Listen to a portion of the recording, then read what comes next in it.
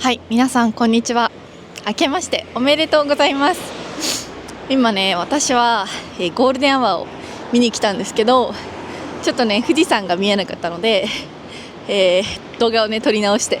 もう一回歩いています。ちょっとね今日は風が強い、はい、風が強いんですけれども、よいしょ、皆さんにね大事な報告があって動画を撮っています。もうね新年のカウントダウンのライブストリーミングとか初日の出のライブストリーミングを見てくれていて、2026年ね、もうすでにゆりちゃんのこと見たよって人もいると思うんだけど、改めましてね皆さん今年もよろしくお願いします。はい、去年ね1年を振り返ると本当にありがたいことにみんなのおかげで家族とかね、パートナーとか、友達とか、そしてね本当に支えてくれてるフォロワーさんのおかげで、本当に楽しい1年をね過ごすことができたなと思っていま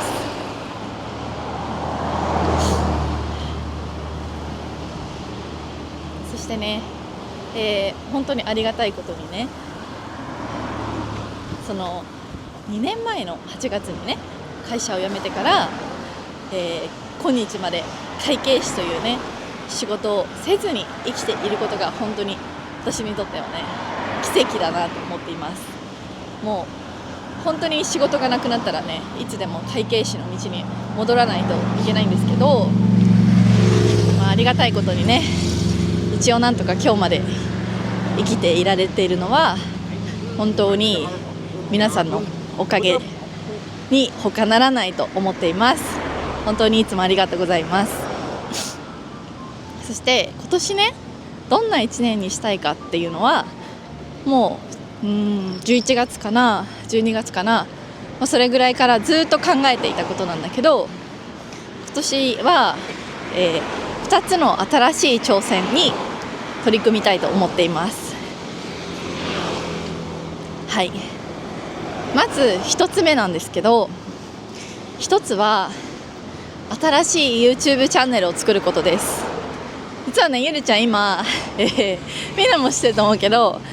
3つのアカウントがあるのね。1つはこのメインチャンネルで、もう1つは、鉄望遠女子ゆり子っていうね望遠女子っていう名前のチャンネル、そして3つ目はもふもふクロニクルなんだけど、それとは別に新しいチャンネルを今年、1月1日に作りました。その、新しいチャンネルの名前なんですけど、お疲れジャパニーズというね名前の新しいチャンネルを作りました。このチャンネルでは本当にね、日本語を勉強している人のためだけのねチャンネルを作ることにしました。は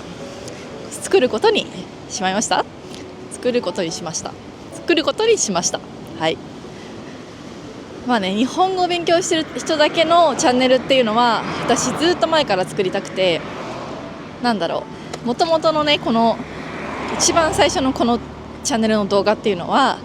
日本語を勉強してる人のためのインタビューの動画だったんですね。でもそれは東京に住んでたからいろんな人のねアポイントを取ってインタビューすることができたし、インタビューって結局私がねインタビュアーじゃなくても再生されるコンテンツだから、自分にね自信がない時だったっていうのもあって最初はそれに挑戦していたんだけど、でもある時から少しでも自分の発信がしたいと思ってこのチャンネルは今のような形になったんですね。ゆりちゃんの生活っていうのをテーマにしたチャンネルを作りたくなっちゃったのね、自分のために。本当にごめんなさい。だけどやっぱりこの2年間かな、動画を作ってきて、日本語を勉強している人の本当に役に立つ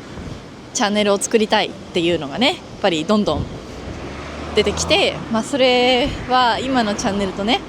ちょっとこう離れていく。私が今のチャンネルで発信しているのは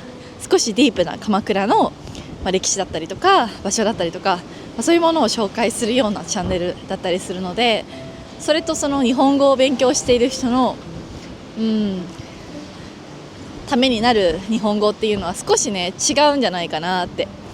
思うのね。やっぱり歴史とかに出てくるような日本語ってちょっと難しいと思うから、そして自分の中で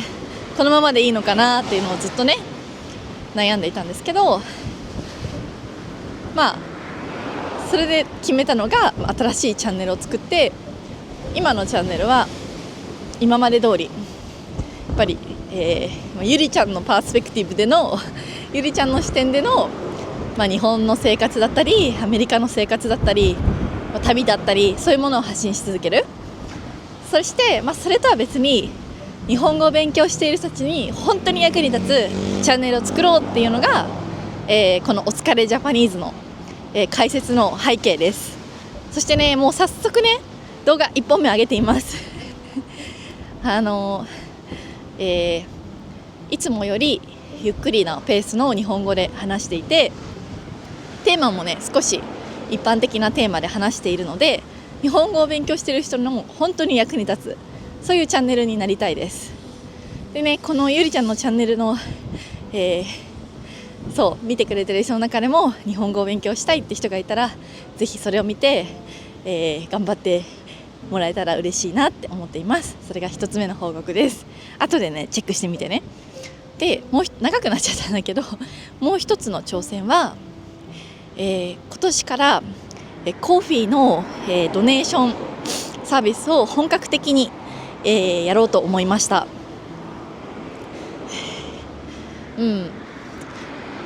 そして、3つのねドネーションサービスがあるんだけど、1つ目はコーヒーサポーターさん、ゆりちゃんの鎌倉でのね活動を、コーヒーをサポートするっていうね、そういうサポーターさんになっています。そしてもう一つはランチサポーターさん、ゆりちゃんの鎌倉でのね、活動のランチ代をサポートしますっていうサポーターさんになっていて、それぞれね毎月どんなものを食べたとか、写真とかね動画を撮って報告しようかなって思っています。そしてね、それとは別で大きな、新しいサービスとしてはちょっとね高価になるんだけど、鎌倉サポーターさんというね新しい、サポーターさんの枠を作ることにしました。鎌倉サポーターさんはちょっとねすごい高いんですけど、その高いドネーションしてもらう代わりに、ゆりちゃんが毎月、30枚のセレクトした写真を皆さんにお渡しします。その写真のデータは、本当はねパソコンのねデスクトップ画面にしてほしいなって思って最初に考えたんだけど、もしも使いたかったら本当に何に使ってもらっても大丈夫です。大きくね印刷してアートにしてもいいと思いますし、小さくねポストカードみたいにして使ってもらっても大丈夫なんだけど、とにかくその1ヶ月の間に撮った写真、その中に1枚は私の写真、もう1枚はモンチの写真が必ず入っているっていうね、そういうカレンダーになってるんだけど、その写真をお渡しするので、本当に何かにね使ってもらえたらすごく嬉しいです。で、なんでこの鎌倉サポーターっていうのを作ろうと思ったかっていうと、やっぱり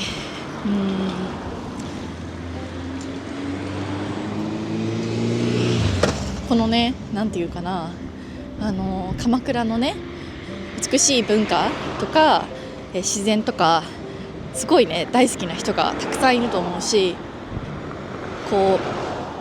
私はそういう鎌倉の美しさとか文化っていうのを世界中に発信したいし、もっと自分もね、知識を得てもっと自分の地元を好きになりたいし、自分の地元の伝統を守りたい。もちろんね伝統を守りたいって言っても多分それにはねすごくたくさんのお金がかかるし、今の若い人が興味を持たないと、多分日本っていうのは本当に文化とかいろんなものがなくなっちゃうかもしれないと私は思っているんですね。みんなはね東京に住んでいるけど、自分も会計士だった時東京に住んでたけど、東京に住んで、自分のふるさとっていうのを、みんなは離れていっているけど、いつかね日本っていうのは人口もどんどん減っているし、今はねすごいおじいさんとかおばあさんばっかりの、世界になりつつあるから、いつか本当になんていうのかな、そういうおじいさんとかおばあさんの世代が死んじゃった時に、私たちのその若い世代っていうのはこのね伝統とか、美しいね自然とかそういったものをね本当に守っていけるのかなっていうのは私たち次第だと思うんだけど、なんかそういうことをね考えた時に、なんか少しでも、自分にとってできることは何かなって思ったら、こうやってね鎌倉を愛してくれてる、フォロワーさんに鎌倉の魅力をねたくさん伝えることだし、もしね皆さんの中で、そういう活動を応援したいとか、鎌倉をね応援したいっていう人がいたら、なんかねそれを町に還元したいなっていうのが私の大きなね、考え方の一つなんですけど、もうすでにねすでにアナウンスなしでなってくれてる方もいて本当にありがたいなって思ってるんだけど、でも本当にそういう人がいなかったら私はね会計士としてまた東京に戻らなきゃいけないかもしれないいけないかも、今もね可能性としてはあるね。そうこういうねなんかのんびり鎌倉をね昼間にほっつき歩いて、配信とかそういうことって多分普通だったらねできないと思うので、そういうね本当サポートしてくれる方がいるおかげで今の活動もできてるし、もっとねその活動の輪を大きく広げたいなって思っているので、新しく、このサポーターサービスを始めることにしました。ごめんなさい長くなって。でも自分の中でやっぱりお金をいただくからには本当に素敵な写真を撮りたいし、それをねまたコーヒーテーブルブックの、今年の目標のねコーヒーテーブルブック制作にね、足がかりの、途中経過としてね記録し続けていきたいし、やっぱりこの美しい鎌倉の景色っていうのを、世界中にもだし、将来の、鎌倉の人たちにも残していきたいなっていうのが本当に私の、願いです。本当にいつも、ゆりちゃんの動画を応援してくれて本当にありがとうございます。本当にいつもねライブだったりとか動画を見てコメントしてくれる人とか、挨拶してくれる人、本当にそういう人がいなかったら絶対ね今のね、活動っていうのはできなかったなって思っているので、本当に皆さんには感謝しかありません。またね、次のということでね、すごい長くなってしまったんですけど、私の、新年の抱負ですねの動画はねこれで終わりたいと思います。今日もね最後まで動画を見てくれてありがとうございました。またね次のね動画でお会いしましょう。じゃあね。